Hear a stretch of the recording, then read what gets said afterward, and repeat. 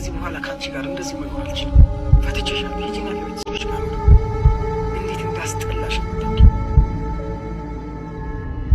ናና ከዝናቡ ምግብ ይዤ ልምጣ።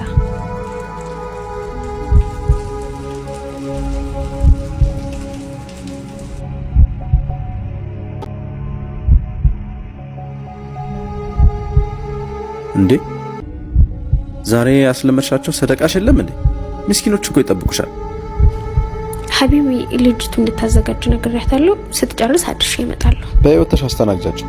ካልሆነ መሳቢያ ውስጥ ብር አለ፣ አውጭና የምትፈልጊው ስጭ።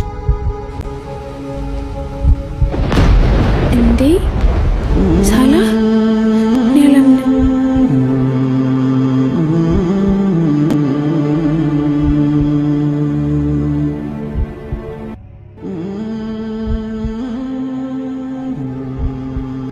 ምንድነው? ምን ሆነሽ ነው? ምንም ዝም ብዬ ነው። ምንም ሳይፈጠርማ እንደዚህ አትሆኝ። ምንም አልተፈጠረም ማለቴ እንትን እኮ ነው። እንትን ምን? አሁን ምግብ ለሚስኪን ልሰጥ ስወጣ እኮ የድሮ ባለቤቴን አገኘሁት። ምን?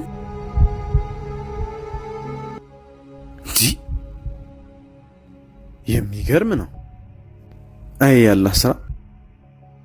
በዚህ ደረጃ ግን ነገሮች እንደዚህ ተገጣጥመው ያለው ብዬ አስቤ አላውቅም። ማለት የመገጣጠም ነው። በአንድ ወቅት በጣም ቸግሮኝ ቤታችሁ መጥቼ ምግብ በልቼ ነበር። ሁሉም ምስኪን የሁሉ እናት እያሉ ነበር የሚጠሩሽ። የሚገርመው ለመጨረሻ ጊዜ ለመንኩት የዛን ቀን ነው። ከዛ በኋላ አሜሪካ ያሉት ቤተሰቦችን አገኘኋቸው።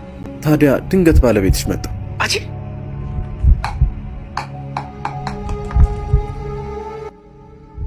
ለማንም ለማኝ እያወጣሽ አትስጪ ስልሽ አልሰማልሽኛ?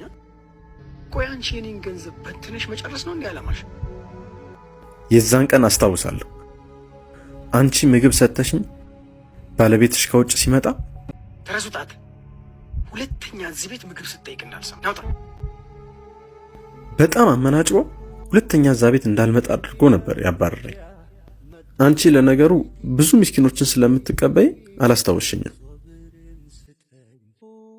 ይሄው ጊዜ ተቀይሮ አሁን ደግሞ እሱ ለማኝ ሆኖ መጣ። በይ ለማንኛውም ሳይወጣ እናገኘውና የምንችለውን ነገር እናግዘው።